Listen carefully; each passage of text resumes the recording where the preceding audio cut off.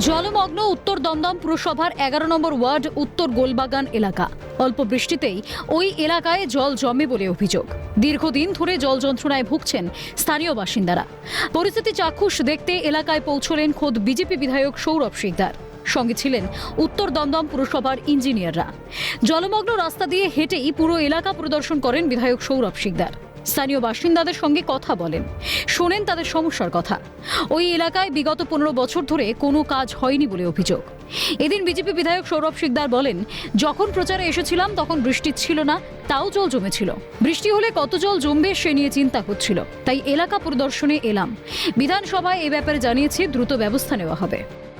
না, আমি যখন প্রচারের সময় এসেছিলাম এই ১১ নম্বর ওয়ার্ডে তখন কোনো বৃষ্টি ছিল না, তাও জল জমেছিল।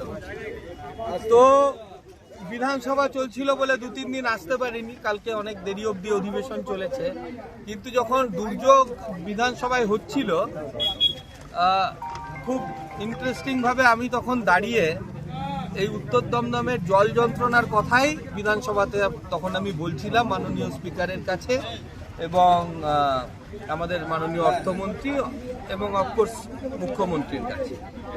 তো আমার মনে তখন এটা চিন্তা হচ্ছিল যে আমি যখন প্রচারের সময় এসেছিলাম তখন বৃষ্টি ছিল না, তাতেই এত জল ছিল। বৃষ্টির পরে এখানে কি অবস্থা, এটার একটা মাস্টার প্ল্যান দরকার।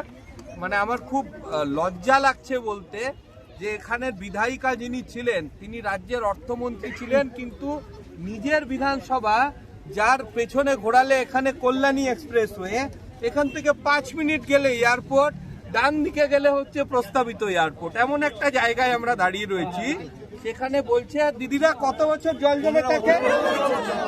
15 বছর। ইতিমধ্যে এলাকায় কাজে লাগানো হয়েছে পুরো প্রতিনিধিদের। কিছুদিনের মধ্যেই জল যন্ত্রণা থেকে রেহাই পাবেন স্থানীয় মানুষ, আশ্বাস বিজেপি বিধায়ক সৌরভ শিকদারের। শান্তনু সাহার রিপোর্ট, ক্যালকাটা নিউজ।